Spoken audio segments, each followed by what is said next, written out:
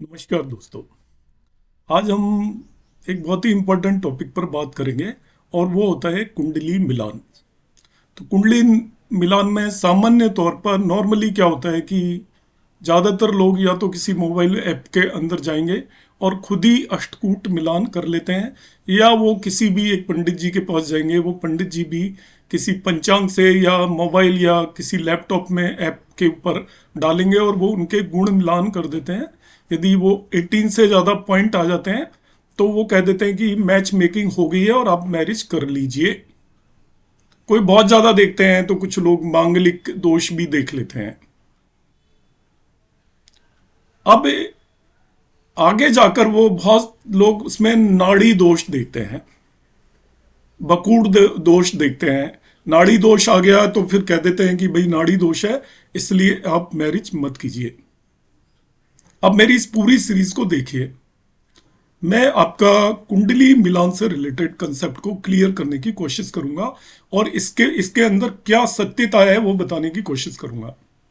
मैं ऐसा नहीं कह रहा कि जो लोग बताते हैं वो सत्य नहीं बताते, मगर मैं इसका असली गूढ़ रहस्य आपके सामने प्रस्तुत करूंगा। 2 3 4 वीडियोस जितने भी आते हैं सभी वीडियोस को कंप्लीट देखिएगा और आप कुंडली मिलान के बारे में पूरी बात जान पाएंगे।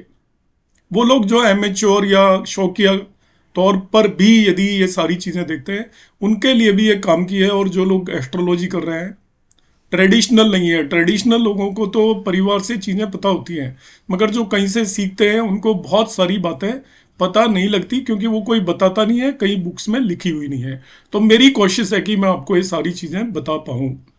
तो आप चैनल यदि अभी तक सब्सक्राइब नहीं किया है तो कर लें, और छोटे छोटे जितने भी 4 5 वीडियोस आएंगे उन सभी को देखें, तो मुझे उम्मीद है आप कोई नई बात सीखकर यहाँ पर जाएंगे। कुंडली मिलान में अष्टकूट मिलान ही प्रचलित है ज़्यादा, जो कि सबसे कम रेलिवेंट है मेरे हिसाब से। अष्टकूट मिलान पर उतना जोर देने की बहुत आवश्यकता नहीं होती।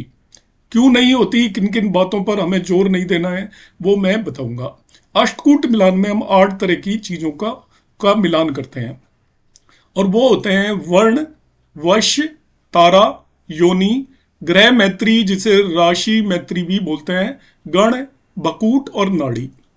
अब ये इनका मिलान आप किसी भी ऐप से करेंगे तो वो, या पंचांग से करेंगे तो वो पूर्ण नहीं होता। ये चीज आप ध्यान रख लें कि आपके ऐप से 18 पॉइंट आ रहे हैं आउट ऑफ 36, आप कहोगे कि ये मिल गई, या 10 आ रहे हैं आप कहोगे कि बिल्कुल नहीं मिली, या 26 आ रहे हैं आप सोचते हो कि कुंडली बहुत अच्छी मिल गई है और 26 गुण मिल गए हैं। ये आधी अधूरी बातें हैं, क्योंकि किसी भी मोबाइल ऐप के अंदर, किसी भी पंचांग के अंदर केवल जो बेसिक रूल है उनके बेसिस पर कुंडली का मिलान किया जाता है। जबकि इनमें जो मिलान में बहुत सारे परिहार होते हैं उन्हें वहां पर यूज नहीं किया जाता। परिहार का यूज एक एस्ट्रोलॉजर ही करके आपको बताएगा, और ध्यान से देखकर वो अष्टकूट मिलान करेगा। तो इसीलिए आप जिस भी मोबाइल ऐप पर जा रहे हैं अपना एप्लीकेशन ऑफ माइंड जरूर लगाइएगा। अब सबसे पहले मैं 8 तरह के गुणों के बारे में छोटी छोटी बात बता देता हूं। सबसे पहला गुण होता है वर्ण। तो वर्ण ये बताता है mutual spiritual development and compatibility. दो लोगों के बीच में किस तरीके की कंपेटेबिलिटी है वर्ण बताएगा। तो वर्ण के बेस पर हम डिसाइड करेंगे। मैं इंडिविजुअल टॉपिक पर ज़्यादा ध्यान आपका नहीं दूंगा, ना ही मैं यहाँ पर सिखाने की कोशिश करूंगा कि वर्ण मिलान किस तरीके से करना होता है, मगर इनके एक्सेप्शंस में एंड में बताऊंगा, क्योंकि वो मिलान तो आप कर ही लेते हो मोबाइल ऐप के बेस पर। दूसरा होता है वश। तो वश मिलान होता है नेचुरल म्यूचुअल अट्रैक्शन। दोनों में, लड़के लड़की के बीच में किस तरीके का अट्रैक्शन होगा उसके लिए हम वश मिलान करते हैं। तीसरा होता है तारा मैत्री। तारा मतलब नक्षत्र। ये आपका भाग्य, लंबी आयु और आपके भाग्य से आने वाली चीजों को बताता है तारा मैत्री। यदि दोनों के बीच में तारा मिलान होगा तो दोनों एक दूसरे के लिए भाग्यशाली होंगे, दोनों की उम्र एक दूसरे के लिए लंबी होगी, और उनका एक का लक दूसरे के लक में मिक्स हो जाएगा, तो दोनों एक दूसरे के भाग्य को बदलेंगे। योनि मिलान होता है चौथा तरीका, वो म्यूचुअल फिजिकल एफिनिटी। कि बॉय और गर्ल के बीच में फिजिकली कंपेटेबिलिटी भी होनी चाहिए, तभी तो लाइफ आगे बढ़ेगी। दोनों में शारीरिक क्षमताएं एक जैसी होनी चाहिए। एक की अधिक है और दूसरे की कम है, तभी भी वो लाइफ में एक तरीके की कमी हो जाएगी और सुख जो है आपका वैवाहिक जीवन का वो पूरी तरीके से नहीं मिलेगा। अब मैं आपको सबसे बड़ी बात यहां पर बता रहा हूं कि एक कुंडली के अंदर अष्टकूट मिलान में आपको एक कोई भी नहीं बताएगा। जो सबसे इंपॉर्टेंट फैक्टर है वो होता है ग्रह मैत्री। यदि ग्रह मैत्री बॉय और गर्ल की दोनों की राशि के बीच में मैत्री है, इस पर मैं थोड़ा सा आगे आपको लाइट डालूंगा, बताऊंगा, तो आपके सभी तरीके के आपकी कुंडली के अंदर 36 में से कितने भी गुण मिल रहे हैं, 10 भी पॉइंट है तो आपकी कुंडली मिलान हो चुकी है, ये मानकर चले। यदि ग्रह मैत्री है तो बाकी सभी तरीके के दोष कुंडली में जो है मिलान के बेसिस पर वो सब दोष दूर हो जाते हैं। यदि कुंडली के अंदर ग्रह मैत्री है तो आपके बकूड़ दोष, नाड़ी दोष, वर्ण दोष, वश्य दोष, योनि दोष, ये सभी दोष दूर हो जाते हैं। तो कुंडली मिलान के टाइम पर आप पॉइंट पर जितना फोकस करते हो उससे सबसे ज्यादा आपको फोकस ग्रह मैत्री पर करना है। यदि दोनों की राशि मैत्री या ग्रह मैत्री कुंडलियों में है तो बाकी सभी चीजों में जो पॉइंट मिल रहे हैं उनमें ऑटोमेटिकली वृद्धि हो जाएगी, इंक्रीज हो जाएंगे। तो आप ग्रह मैत्री पर सबसे ज्यादा फोकस करें। यह होता है for determination of psyche and deep rooted affection for each other. एक दूसरे के व्यवहार को समझने में और एक दूसरे के आत्मा से एक दूसरे को प्यार या मोहब्बत करने में ग्रह मैत्री का उपयोग होता है। दो लोगों की कुंडलियों में यदि ग्रह मैत्री है तो वो को अपने एक दूसरे को अंतर आत्मा से चाहेंगे, ना कि कोई शारीरिक या फिजिकल फॉर्म में वो एक दूसरे को चाहेंगे। उनका जो चाहत होगी वो अंदर से होगी और ये वैवाहिक जीवन की सबसे बड़ी जरूरत होती है। फिर हम डिटरमाइन करते हैं गण, for determination of compatibility of temperament. गण मिलान, एक्चुअली गण में आपने देखा होगा हम देवता गण, मनुष्य गण और राक्षस गण देखते हैं, तो टेम्परामेंट एक जैसा होना चाहिए। एक बहुत ज्यादा क्रोध वाला हो, एक बहुत बड़ा धार्मिक हो, इस तरीके से दोनों के बीच में कंपेटिबिलिटी होनी चाहिए इस तरीके की कि एक बहुत गुस्से वाला है तो दूसरा आदमी भी गुस्से वाला है या शांत है। उस बेसिस पर डिपेंड करेगा कि आपकी मैरिड लाइफ कैसी जाएगी। बकूट मिलान बहुत ही ज्यादा इंपॉर्टेंट मिलान हो जाता है for determination of mutual influence for material bliss and continued happiness. आपकी शादी से रिलेटेड सभी सुखों के लिए बकूट मिलान बहुत ही ज्यादा इंपॉर्टेंट होता है।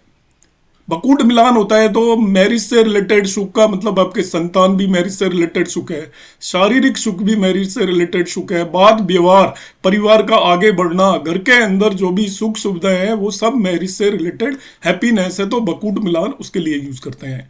और 8वां आता है नाड़ी। नाड़ी एक्चुअली वही होती है, जैसे पुराने वैद्य के पास हम जाते हैं तो वो आपकी हाथ को पकड़कर, नाड़ी को पकड़कर आपके बारे में जो जानता है वही नाड़ी यहाँ पर होती है। ये बायोलॉजिकल एंड फिजियोलॉजिकल कंपेटिबिलिटी देखता है। एक्चुअली अनुवांशिक जो भी आपकी बीमारियां, हेरिडिटी से जो भी चीजें एक पीढ़ी से दूसरे पीढ़ी में ट्रांसफर होती है वो हम नाड़ी से देखते हैं। यदि कुंडलियों के अंदर नाड़ी दोष होता है तो अनुवांशिक बीमारियां या हेरिडिटी से जो बीमारियां आती है एक पीढ़ी से दूसरी पीढ़ी के अंदर चली जाती है, इसलिए नाड़ी की कंपेटिबिलिटी देखी जाती है। अब ये 8 तरह की चीजें देखी जाती है, मगर आप इसे बिल्कुल जैसा लिखा हुआ है वैसे ना लें। इन सभी दोषों का परिहार, मतलब इन दोषों का एक तरीके से खत्म हो जाते हैं यदि कुंडली के अंदर ग्रह मैत्री प्रेजेंट हो। मैं इन पॉइंट्स पर अभी एक एक करके सभी पर बात करने वाला हूं। तो टोटल इनमें जो वर्ण का 1 पॉइंट होता है, वैश्य के 2 पॉइंट होते हैं, तारा के 3 पॉइंट होते हैं, योनि के 4 पॉइंट होते हैं, ग्रह मैत्री के 5 पॉइंट होते हैं, गण के 6 पॉइंट होते हैं, बकूट के 7 होते हैं और नाड़ी के 8 होते हैं। इन सभी को मिलाकर टोटल 36 पॉइंट होते हैं। इनमें जो मिलान में सबसे ज्यादा इंपॉर्टेंट जो बातें आती है वो ग्रह मैत्री आती है, वो सभी को सुपरसीड करती है। हालांकि ग्रह मैत्री के 5 पॉइंट हैं, मगर आप यदि शास्त्रों को पढ़ोगे तो यदि कुंडलियों के अंदर ग्रह मैत्री है तो इतने बड़े बड़े दोष अपना आप खत्म हो जाते हैं। बकूट, नाड़ी जैसे दोष जिनके की 7 और 8 पॉइंट हैं वो भी अपना आप में खत्म हो जाते हैं। अब यदि कुंडली के अंदर सामान्य तौर पर यदि 18 से ज्यादा पॉइंट आ रहे हैं तो हम उसको सही मानते हैं, और यदि कम आ रहे हैं तो मिलान को हम कमजोर मानते हैं। लेस देन 18 पॉइंट में हम कहेंगे कि मैरिज नहीं करनी चाहिए, एडवाइस नहीं करते हैं मैरिज के लिए, और 18 से ज्यादा पॉइंट है तो मैरिज के लिए एडवाइस करते हैं। अब वीडियो को आगे तक देखिए, मैं इसकी गुड रहस्य आपको बताने वाला हूं, आगे आप चलते जाइए। अस्कूट मिलान is done on the basis of position of moon in the kundli of boy and girl. अष्टकूट मिलान हम किस बेसिस पर करते हैं? बॉय की कुंडली में चंद्रमा लग्न के बेस पर नहीं होता, आप इस चीज का ध्यान रखें। तो बॉय की कुंडली के अंदर चंद्रमा और गर्ल की कुंडली के अंदर चंद्रमा की पोजीशन के बेसिस पर हम करेंगे। मैं इंडिविजुअल मिलान यहां पर नहीं सिखाने वाला हूं, किस तरीके से करते हैं उसकी किसी को नीड भी नहीं है। पंचांग से आप सीधा जाइए, आपको मिलान हो जाएगा। आप मोबाइल ऐप में जाइए तो भी आपको पॉइंट हो जाएंगे, मगर उनके एक्सेप्शंस हम यहां पर बात करेंगे। अब मैंने यहाँ पे ग्रहमेत्री लिखा हुआ है, आप देखिए, इसको आप ध्यान से समझें। यदि आप कुंडली मिलान करते हैं तो ग्रह मैत्री को आपको बहुत अच्छे से समझने की जरूरत है। आपका पूरा अष्टकूट मिलान के बारे में कंसेप्ट बदलने वाला है इसको देखते ही। मैंने यहां पर ये पॉइंट्स लिखे हुए हैं, एक एक करके मैं बताता हूं। तो मैंने अभी बताया, it is match to determine psyche and deep rooted affection for each other. जिंदगी में डीप रूटेड अफेक्शन से ज्यादा कोई चीज जरूरी नहीं है। यदि पति पत्नी के अंदर एक दूसरे के अंदर अंतर मन से एक दूसरे के लिए यदि प्यार मोहब्बत है तो जिंदगी की बाकी सारी परेशानियां वो एक साथ सहन कर लेंगे। उनकी जिंदगी आसानी से आगे बढ़ेगी और कोई भी परेशानियां नहीं होंगी। चाहे उनके घर में फाइनेंशियल प्रॉब्लम है और किसी तरीके की भी प्रॉब्लम है, तभी भी वो अपनी लाइफ की वैतरणी को पार कर जाएंगे आसानी से। It is based on the position of moon इन कुंडली ऑफ बॉय एंड गर्ल, जो मैं बता ही चुका हूं। ग्रह मैत्री क्या है? It is most important matching in today's modern times. आप इस चीज पर फोकस करें, मैं बार बार बोल रहा हूं। अष्टकूट मिलान आप नहीं भी करें तो चलेगा, मैं तो यहां तक बोल रहा हूं, आप ग्रह मैत्री को जरूर करिए। It is the most important matching in today's modern time. तो अष्टकूट मिलान का सबसे इंपॉर्टेंट पार्ट है आपका ग्रह मैत्री। इब्ने कुंडली देर इज ग्रह मैत्री, ऑल्सो कॉल्ड राशिस मैत्री। राशिस मैत्री भी बोलते हैं। It is parihar of most of the doshas. अब इस पर हम ध्यान नहीं देते ज्यादातर।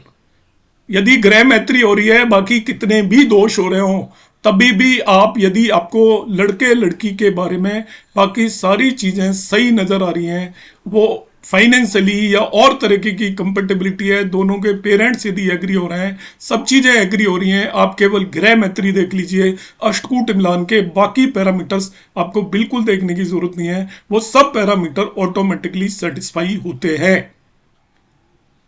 नेक्स्ट, इफ राशिस मैत्री पॉइंट्स आर मोर देन 3, राशिस मैत्री के 5 पॉइंट तक होते हैं तो यह ग्रह मैत्री जिसे बोलते हैं। यदि 4 या 5 पॉइंट आ रहे हैं ग्रह मैत्री के अंदर, 4 और 5 point, then affliction on account of वर्ण दोष खत्म हो जाता है, वश्य दोष खत्म हो जाता है, योनि दोष खत्म हो जाता है, गण दोष खत्म हो जाता है, वकूड़ दोष खत्म हो जाता है। ये 5 दोष आपकी कुंडली के खत्म हो जाते हैं। उनमें अब कितने पॉइंट मिल रहे हैं वो इररेलीवेंट हो जाते हैं यदि ग्रह मैत्री या राशिस मैत्री में 4 या 5 पॉइंट मिल रहे हैं। अब ये पॉइंट किस तरीके से मिल रहे हैं इसके बारे में मैं आपको बताऊंगा। ग्रह मैत्री यदि दोनों फ्रेंड है, both sides are friend, friend और एनिमीज कौन से होते हैं उसके लिए आपको ग्रहों की फ्रेंडशिप और एनिमी या मित्रता टेबल पता होनी चाहिए ग्रहों की, कि कौन से ग्रह किनके मित्र होते हैं और किनके शत्रु होते हैं। यदि दोनों ग्रह मित्र हैं, जैसे सूर्य और चंद्रमा मित्र हैं, किसी का चंद्रमा सूर्य की राशि में 5 में और चंद्रमा खुद की राशि में है, तो वो दोनों के बीच में ग्रह मैत्री होगी और उन्हें 5 पॉइंट मिल जाएंगे। Friend and neutral, friend and neutral का मतलब ध्यान रखना, एक का ऐसे भी प्लेनेट होते हैं एक दूसरे का मित्र है और दूसरा पहले वाले का लिए न्यूट्रल है। जैसे हम देखते हैं सूर्य और बुध, सूर्य के लिए बुध न्यूट्रल है मगर बुध के लिए सूर्य मित्र है। इस तरीके के केस भी होते हैं। तो जैसे लड़की के लिए आपका लड़की का चंद्रमा सूर्य में है और लड़के का चंद्रमा बुध में है, तो लड़की के चंद्रमा के लिए लड़के का चंद्रमा जो बुध की राशि में है वो न्यूट्रल हो गया, मगर बुध राशि के लिए सूर्य मित्र हो गया। तो ऐसे केस में 4 पॉइंट मिलते हैं, दोनों एक दूसरे के लिए न्यूट्रल हो। जैसे आपका चंद्रमा न्यूट्रल होता है किसके लिए? वीनस, शुक्र के लिए। तो शुक्र भी चंद्रमा के लिए न्यूट्रल होता है। दोनों एक दूसरे के लिए न्यूट्रल होते हैं। एक दूसरे के लिए यदि वो न्यूट्रल है तो उस केस में आपको 3 पॉइंट मिलेंगे। एक एनिमी एंड फ्रेंड, तो एक एनिमी है और दूसरी तरफ वो फ्रेंड हो गया, तो उस केस में आपको 1 पॉइंट मिलेंगे। एक न्यूट्रल है, दूसरा एनिमी है, तो हाफ पॉइंट मिलेंगे। और दोनों एनिमी एनिमी है तो 0 पॉइंट मिलेंगे। जैसे मंगल और शनि हो गए, एक का चंद्रमा मंगल की राशि में है 1 और 8, दूसरे का चंद्रमा शनि की राशि में है, दोनों एक दूसरे के एनिमी हो गए। तो इन दैट केस आपको 0 पॉइंट मिलेंगे। न्यूट्रल और एनिमी का केस है, एक शुक्र की राशि में और एक गुरु की राशि में है। गुरु शुक्र को अपना दुश्मन मानता है, मगर शुक्र गुरु को न्यूट्रल मानता है। ऐसा हम कंसिडर करके चलेंगे। तो उसके लिए आपको क्या करना है? आपको मित्रता टेबल पता होना चाहिए। दोनों का, गर्ल का चंद्रमा देख लीजिए किस राशि में, बॉय का चंद्रमा देख लीजिए किस राशि में। यदि दोनों राशियों के स्वामी जो हैं, लॉर्ड जिन्हें बोलते हैं, वो एक दूसरे के मित्र हैं तो 5 पॉइंट, और एक मित्र है दूसरा न्यूट्रल है तो 4 पॉइंट। दोनों एक दूसरे के लिए न्यूट्रल हैं तो 3 पॉइंट। एक एनिमी और दूसरा फ्रेंड है तो 1 पॉइंट। एक न्यूट्रल है और एनिमी है तो half point. Enemy and enemy है तो 0 पॉइंट है। हम इस तरीके से देखेंगे। जैसे आप देखोगे तो बहुत सारे क्या होते हैं, एक साइड एक फ्रेंड है, जैसे मैंने अभी एग्जांपल बताया था बुध और सूर्य का। सूर्य के लिए बुध न्यूट्रल है और बुध के लिए सूर्य फ्रेंड है। तो ऐसे केसेस आपको मिलेंगे। We should also do matching in navamsa chart as well. ये मैचिंग आपको नवांश चार्ट में भी कर लेनी चाहिए। ग्रह मैत्री के बेस पर ही आप केवल बता रहे हैं। यदि D1 चार्ट और नवांश चार्ट के अंदर ग्रह मैत्री दोनों में आ रही है, यदि 4 या 5 पॉइंट आ रहे हैं, आपके अष्टकूट मिलान में कितने भी कम पॉइंट हैं, आप उनको गो फॉरवर्ड कर दीजिए। यदि बाकी सारी चीजें मैच करती हैं तो आपको बिल्कुल भी मैरिज में रुकने की जरूरत नहीं है। उनकी जिंदगी की गाड़ी आराम से चलेगी और वो अपनी इस जिंदगी की वैतरणी को बहुत आराम से पार करेंगे, क्योंकि आत्मीय प्यार को रिप्रेजेंट करती है ग्रह मैत्री। और आत्मीय प्यार से बड़ी कोई भी चीज नहीं है। बाकी परेशानियां उन्हें छोटी मोटी आएंगी, मगर वो उनकी जिंदगी आसानी से गुजरेगी। बकूट मिलान की यहां पर मैं बात करूंगा, जो कि बहुत इंपॉर्टेंट पॉइंट है। Moon sign of propose partner should not be at 212, 5, 9 और 6, 8 फ्रॉम ईच अदर। मतलब गर्ल का चंद्रमा और बॉय का चंद्रमा दोनों एक दूसरे से 2, 12, 5, 9 और 6, 8 में नहीं होने चाहिए। In such cases no point should be allocated, otherwise grant full 7 point. जैसे 2, 12 का मतलब क्या हो गया? जैसे आपका जुपिटर की राशि होती है 12 और मार्स की राशि होती है 1, तो दोनों एक दूसरे से 2, 12 पोजीशन पे हैं। खुद शनि की दोनों राशियां होती हैं 10 और 11, तो दोनों एक दूसरे से 2, 12 पोजीशन पे होती हैं। 10 ऐसे ही आपका आप जाओगे तो जुपिटर और शनि की राशि, जुपिटर की राशि 9 है और शनि की राशि 10 है, तो 9 से 10 तो दूसरा भाव हो जाता है। 9 से गिनेंगे 10 तक तो 2, और 10 से 9 12वें भाव पर हो जाता है। इस तरीके से 2 राशियां नहीं होनी चाहिए। 5, 9 भी नहीं होनी चाहिए। जैसे 5 सूर्य की है और 9 आपकी जुपिटर की है, तो 5, 9 भी नहीं होनी चाहिए। इसी तरीके से 6 और 8 भी नहीं होनी चाहिए। 6 अपने आप में, 6 और 8 का मतलब 6 और 8 राशि की बात नहीं कर रहा हूं मैं। एक राशि का नंबर 6 पहली राशि से दूसरी 8वें में और दूसरी से पहली 6ठे भाव में आ जाए तो 6 और 8 भी हो जाता है। उसको हम 6 और 8 बोलते हैं। जैसे आप देख लीजिए सूर्य की राशि 5 है और शुक्र की राशि आप ले लीजिए, तो सूर्य और शुक्र की राशियों में भी 6, 8 का कॉम्बिनेशन बन जाता है। तो हम इस तरीके से इन चीजों को देखेंगे। एक्सेप्शंस हम देखते हैं यहां पर। फर्स्ट वन होता है in relation of 212 there is possibility both are mutual friends. 212 में रिलेशन देखिए, लाइक 2 and 3।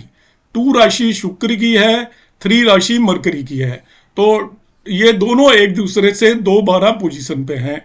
जस्ट देखिए शुक्र की राशि से ये वाली राशि 3 यहां से काउंट करेंगे तो दूसरे नंबर पर है, और 3 से 2 आपके 12वें नंबर पर है, मगर ये दोनों फ्रेंड है आपस में। ऐसे ही चंद्रमा की राशि 4 और सूर्य की राशि 5, चंद्रमा की राशि से सूर्य की राशि दूसरे नंबर पे है और सूर्य की राशि से चंद्रमा की राशि 12वें नंबर पर है। तो ये भी दो बार है पोजीशन पे है एक दूसरे से। 4 और 5 एक दूसरे से 212 पोजीशन पर हो गए, मगर ये एक दूसरे के फ्रेंड हैं। इसी तरीके से 12 और 1, 12 से आप जो जुपिटर या गुरु की राशि है 1 दूसरे नंबर पर है और 1 से गुरु की राशि 12वें नंबर पे आ जाती है। तो ये भी दो बार है पोजीशन होगी। 8 और 9, 8 मार्स या मंगल की राशि है, 9 जुपिटर या गुरु की राशि है।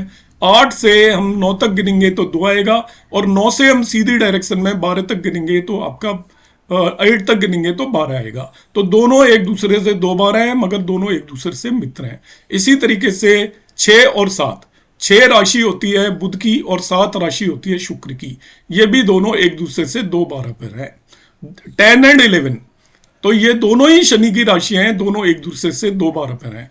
10 से 11 दूसरे पे है और 11 से 10 12वें भाव पर है। In such cases affliction is not dangerous. आपका बकूट मिलान नहीं भी हो रहा है तो उसको आप ओवरलुक कर सकते हो। उसके 7 पॉइंट्स को आप हटा दीजिए 36 में से, 29 में से मैचिंग कर लीजिए। कंडीशन क्या है कि दोनों बकूट दोष होता है, मगर यदि दोनों के चंद्रमा की राशियां, देखिए वही ग्रह मैत्री और राशि मैत्री वाला कंसेप्ट आ गया पे। तो राशि मैत्री भी बकूट मिलान के बकूट दोष को खत्म कर देती है, परिहार कर देती है।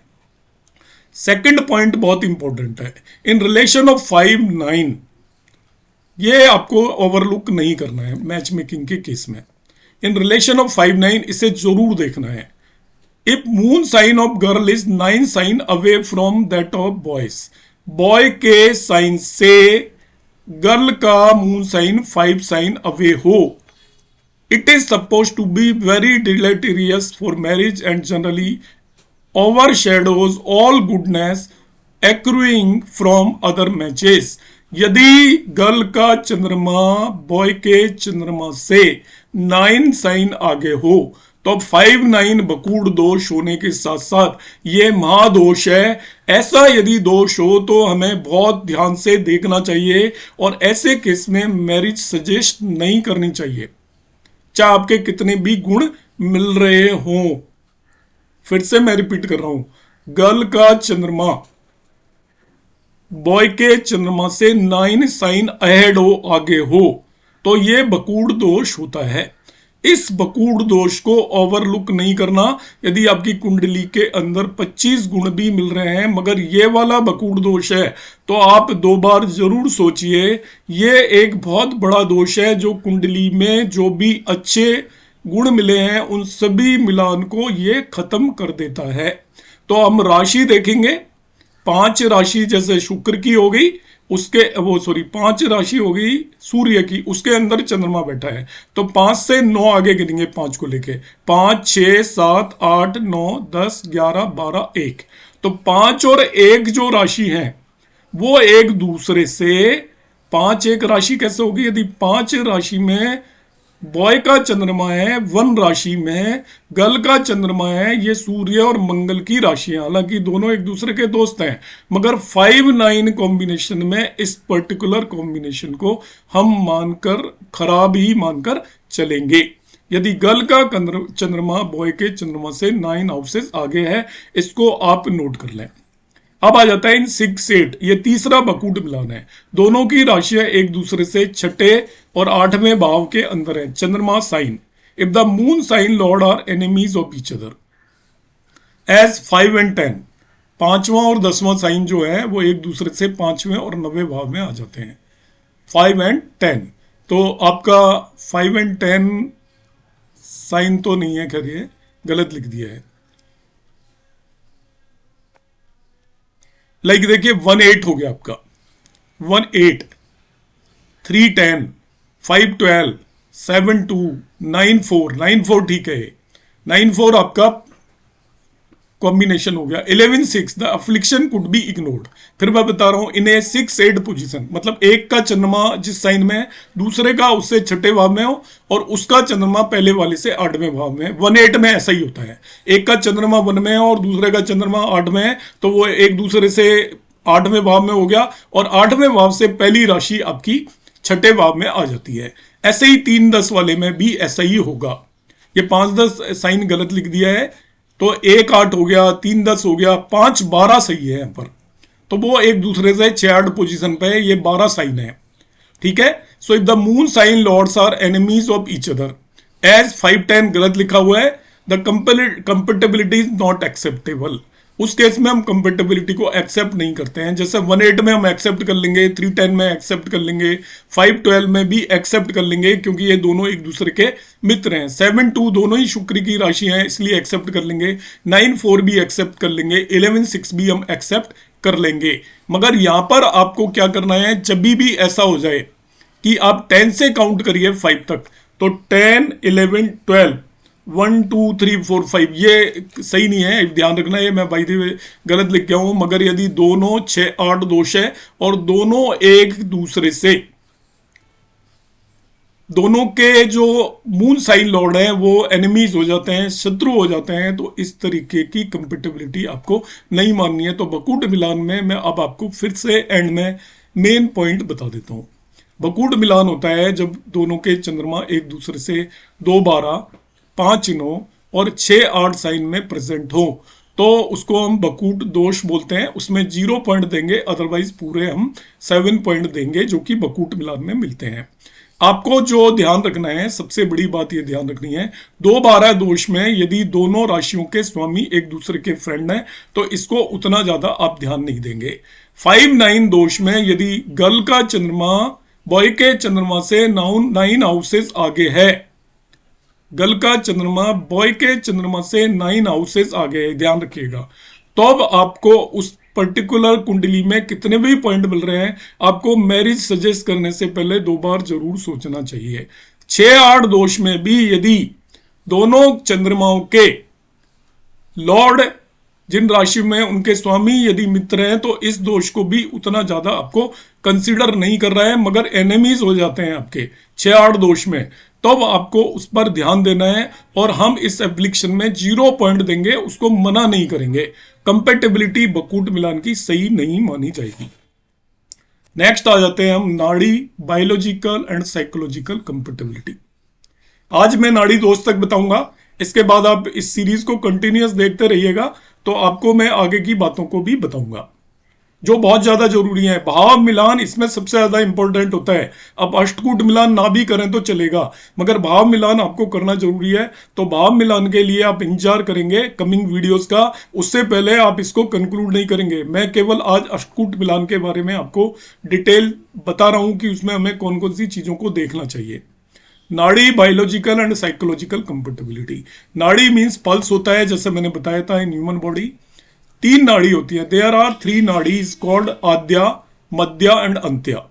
आद्या, मध्या एंड अंत्या, इनको निकालना मैं आपको सिखा देता हूं।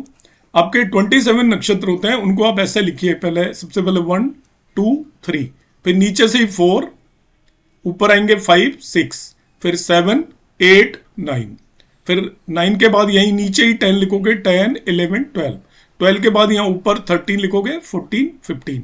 मतलब ये 15 जहां पे खत्म होगी ना जो भी नंबरिंग, उससे नेक्स्ट वहीं से नीचे से शुरू करोगे आप 16, 17, 18। अब 18 खत्म हुआ तो यहीं पे आप करोगे 19, 20, 21, 22, 23, 24, 25, 26, 27। तो क्या कर रहे हैं हम, ऊपर से आपने 1, 2, 3 लिखा, अब 4 नीचे से शुरू करेंगे। यहाँ पे 6 खत्म हुआ तो 7 इसके बगल से शुरू करेंगे। इस तरीके से नक्षत्रों को अरेंज कर लेते हैं। तो इस पहले वाले रो में जितने भी नक्षत्र आ रहे हैं इन्हें हम आद्या नाड़ी बोलते हैं। दूसरी रो में जो भी नक्षत्र आ रहे हैं ये होते हैं मध्य नाड़ी के, और तीसरी रो में जितने भी नक्षत्र आ रहे हैं वो होते हैं अंत्य नाड़ी। नाड़ी dosha is checked on the basis of birth constellation. जन्म में किस नक्षत्र में हुआ है उसके बेस पर देखते हैं। और both the partners it takes in account of heredity factor. Heredity factor, अनुवांशिक जो भी फैक्टर हैं उन्हें देखने के लिए इस अकाउंट में लेते हैं। पहली बात यह है, if both partner have different नाड़ी मींस नो दोष। मतलब एक पार्टनर का नक्षत्र आद्या नाड़ी में आ रहा है, दूसरे का मध्या में आ रहा है, तो उनमें कोई दोष नहीं होगी। 2 अलग अलग नाड़ियों में यदि नक्षत्र हो तो किसी भी तरीके का बिल्कुल कोई भी दोष नहीं होता। इनमें से एक का नक्षत्र एक पर्टिकुलर नाड़ी में, दूसरे का दूसरी नाड़ी में, तो कोई दोष नहीं होता। ये बात समझ में आ गई होगी। इफ बोथ हैव सेम नाड़ी, यदि जैसे बॉय और गर्ल दोनों का नक्षत्र मध्य नाड़ी में हो गया, तो इसको हम मोटे तौर पर एक नाड़ी दोष मान लेते हैं, मगर अभी आप कंक्लूड ना करें, ये भी नाड़ी दोष नहीं होगा। It is assume that both partner have same ancestors. एक ही नाड़ी में आने का मतलब है दोनों के एंसेस्टर पूर्वज सेम थे। Therefore, their mating might carry the genetic defect of lineage to the offspring also। जैसे हम सेम गोत्र में मैरिज नहीं करते ट्रेडिशनली, सेम गोत्र में इसलिए नहीं करते कि जो अनुवांशिक रूप से जो बीमारियां हैं एक गोत्र के सभी लोगों में होंगी, क्योंकि वो उनके पूर्वज सेम थे, इसलिए वो क्या होगा, वो बीमारियां उनके आने वाली संतानों में भी दोनों की तरफ से ट्रांसफर हो जाएंगी। इसलिए हम दूसरे गोत्र में मैरिज करते हैं, जिससे कि आगे की पीढ़ी में वो बीमारियां धीरे धीरे खत्म होना शुरू हो जाएं, क्योंकि माँ और बाप दोनों में से किसी के भी गुण संतान के अंदर आ सकते हैं। यदि दोनों में ही जो दोष हैं तो उनकी संतान में तो वो दोष आएगा ही आएगा। इसलिए आनुवंशिक दोषों से दूर जाने के लिए हम नाड़ी को चेक करते हैं। बेसिक नाड़ी को चेक करने का ये कंसेप्ट है। सेम नाड़ी में जिनके नक्षत्र होते हैं ऐसा माना जाता है उनके पूर्वज सेम होंगे और उनके अंदर आपकी जो अनुवांशिक बीमारियां होंगी वो दोनों के अंदर सेम होगी, तो उनकी संतान के अंदर भी वो बीमारियां आएंगी। इसलिए हम नाड़ी दोष वाले दो बॉय और गर्ल की मैरिज को अलाउ नहीं करते। मगर यहाँ पर सेम नाड़ी में होने से नाड़ी दोष नहीं होता। नाड़ी दोष होने के लिए अब आगे मैंने बताया परिहार ऑफ नाड़ी दोष। तो आप मोबाइल ऐप वगैरह में जाओगे तो वो ये परिहार को पूरी तरह कंसिडर नहीं करते, इसलिए पॉइंट्स में डिफरेंस आता है। इसलिए मैंने शुरू में कहा कि आपको केवल मोबाइल ऐप के बेस पर नहीं जाना है। क्या परिहार है देखिए, ये बोथ है moon in same sign but different constellations. एक ही राशि में अलग अलग कॉन्स्टलेशन में यदि आ जाते हैं सेम नाड़ी के, मतलब इसे समझे आप, इसी नाड़ी के अलग अलग नक्षत्रों में यदि गर्ल और बॉय के नक्षत्र हैं एक ही नाड़ी के अंदर, तभी भी नाड़ी दोष नहीं माना जाएगा, हम उसे 8 पॉइंट दे देंगे, पहली चीज। दूसरा, बोथ है moon in same constellation and different science, मतलब एक ही नक्षत्र में दो अलग राशियां होती हैं, ध्यान रखना है। ये स्पेलिंग यहां पर रॉन्ग हो गई है, साइन है, ध्यान रखना। एक ही नक्षत्र में अलग अलग राशियां हो सकती हैं, ये ध्यान रखना है। जो आपके बीच के नक्षत्र आते हैं वो एक ही नक्षत्र दो राशियों के अंदर चला जाता है। तो ऐसे केसेस में उन नक्षत्रों के यदि वो चंद्रमा अलग अलग राशियों में जा रहे हैं मगर नक्षत्र सेम है, तभी भी नाड़ी दोष नहीं होता। जैसे हम देखते हैं कि आपका जो सबसे पहला नक्षत्र है वो पहला नक्षत्र होता है आपका अश्विन, दूसरा नक्षत्र होता है आपका भरणी और तीसरा होता है कृत्तिका। तो कृत्तिका नक्षत्र आपका एरीज मेष राशि में भी होता है और वृषभ राशि में भी होता है। तो कृत्तिका नक्षत्र में ही दोनों का आपका जन्म हुआ। लड़के का भी कृत्तिका नक्षत्र है और लड़की का भी कृत्तिका नक्षत्र है, मगर लड़के की जो चंद्रमा की राशि है वो मेष है और लड़की की चंद्रमा की राशि सपोज वृषभ है, तभी भी नाड़ी दोष नहीं लगेगा। मतलब एक ही नक्षत्र में है मगर राशि बदल गई तो भी नाड़ी दोष नहीं लगेगा। तीसरा, बोथ है moon in same sign and different constellation, ऐसा भी होता है। एक ही राशि में अलग अलग कॉन्स्टलेशंस पॉसिबल हैं, एक ही राशि के अंदर अलग अलग कॉन्स्टलेशन है, तभी भी उनका नाड़ी दोष नहीं होगा। तो ये तो होता ही नहीं है, कॉन्स्टलेशन डिफरेंट हो गए और राशि सेम है। चौथा है एज पर चिंतामणि नाड़ी दोष नॉट एप्लीकेबल। चिंतामणि आपका एक शास्त्र है, nadi dosha not applicable boy and girl born in Rohini. अब ये कोई यूज नहीं करता जो मैं यहाँ पे एक्सेप्शनल बता रहा हूं। नाड़ी दोष लगता ही नहीं है यदि बॉय और गर्ल रोहिणी, मृगशिरा, आर्द्रा, ज्येष्ठा, कृत्तिका, पुष्या, श्रवणा, रेवती, उत्तर भाद्रपदा नक्षत्र में यदि वो बॉर्न हो दोनों ही, तो नाड़ी दोष लगता ही नहीं है। तो ये चिंतामणि के हिसाब से यदि आपका बॉय एंड गर्ल का बर्थ इन दोनों में से किसी भी नक्षत्र के अंदर हुआ हो तो आपको नाड़ी दोष देखने की जरूरत नहीं है। नेक्स्ट, यहां पर मैं परिहार लिखना भूल गया। आपका नक्षत्र भी सेम है, राशि भी सेम है, सभी कुछ सेम है, मगर दोनों का चंद्रमा अलग अलग पद में है। एक नक्षत्र के 4 हिस्से होते हैं जिन्हें हम पद बोलते हैं। यदि 3 डिग्री 20 मिनट 3 डिग्री 20 मिनट्स का एक पद होता है, यदि दोनों के अलग अलग पद में हो सेम ही नक्षत्र में चंद्रमा, तभी भी नाड़ी दोष नहीं लगता। तो आप यहां देखें, शुरुआत ये करें, जब भी आप किसी मोबाइल ऐप में देख रहे हैं नाड़ी दोष आ रहा है तो आप देखिएगा उनका किस नक्षत्र में है चंद्रमा और उनका पद क्या है। यदि पद भी अलग है तभी भी नाड़ी दोष के पूरे 8 पॉइंट दे दीजिए और नाड़ी दोष लगेगा ही नहीं। अब मैं सबसे इंपॉर्टेंट बात बता रहा हूं जिससे सब एस्ट्रोलॉजर भूल के बैठे होते हैं और ज्यादातर लोग भूले हुए होते हैं, और कोई भी मोबाइल ऐप या आपका हम उसे देखें पंचांग इसको कंसिडर नहीं करता। ये बहुत इंपॉर्टेंट पॉइंट है। Nadi dosha is applicable only for those who take birth in Brahmin varna. ब्राह्मण वर्ण का मतलब ब्राह्मण कास्ट नहीं है, ब्राह्मण वर्ण उनका होता है जिनका चंद्रमा 4, 8, 12 साइन के अंदर हो। इफ बोथ कन्या एंड वर आर ऑफ ब्राह्मण वर्ण देन ओनली नाड़ी दोष लगेगा। यदि उनमें से एक भी ब्राह्मण वर्ण का नहीं है तो नाड़ी दोष लगता ही नहीं है। अब आप देख लीजिएगा कि चंद्रमा 4, 8, 12 राशियों में है तभी नाड़ी दोष के बारे में विचार करें, अदरवाइज नाड़ी दोष के बारे में आपको विचार करने की जरूरत नहीं है। तो यहां पर मैंने आज की इस क्लास के अंदर आपको सब इसकी डिटेलिंग बताई है। कमिंग वीडियोस को देखिएगा, मैं बताऊंगा एक्चुअली आपको किस तरीके से एनालाइज करना है। मैंने सभी पॉइंट बता दिए हैं, अब मैं ये आपके ऊपर छोड़ता हूं आप कौन सी चीजों को लेकर चलना चाहते हैं, कौन सी चीजों को नहीं लेकर चलना चाहते।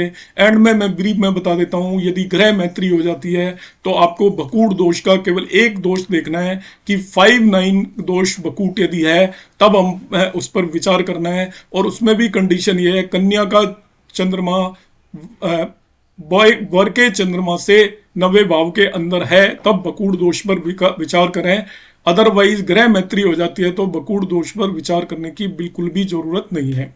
इसी तरीके से नाड़ी दोष पर विचार आप तभी करें जब वर और कन्या दोनों ब्राह्मण वर्ण में जन्मे हो। यहाँ पे जाति की बात नहीं कर रहा, दोनों का चंद्रमा 4, 8, 12 राशियों में हो तभी आप विचार करें। और वो भी आप ये देख लें कि दोनों का सेम ही नक्षत्र है और सेम ही पद है तब नाड़ी दोष है, अदरवाइज नाड़ी दोष के भी आप 8 पॉइंट दे दीजिए तो 15 पॉइंट तो आपको ऐसे ही मिल गए। ग्रह मैत्री है तो उसके 5 पॉइंट मिल गए तो 20 पॉइंट मिल गए। इन 3 पॉइंट पर बेस्ड आपको अष्टकूट मिलान हो जाएगा और 90% कुंडलियों में आपके 20 पॉइंट मिलेंगे ही मिलेंगे यदि ग्रह मैत्री है। तो ग्रह मैत्री नहीं है तब ये नहीं कंसीडर करना है आपको। तो आप देखते रहिए कमिंग क्लासेस में मैं आपको आगे किस तरीके से आपको अष्टकूट मिलान करना है। आज मैंने सारी डिटेलिंग आपको बता दी है तो आप इस डिटेलिंग को नोट कर लें। वीडियो जो मैंने बनाया है उसमें आप इसका स्क्रीनशॉट भी ले सकते हैं और ये सारा काफी रिसर्च करके मैं आपके सामने लेकर आया हूं। उम्मीद है आपको अच्छा लगा होगा। कमेंट बॉक्स में जरूर कमेंट करिएगा। नमस्कार, धन्यवाद, जय श्री राम।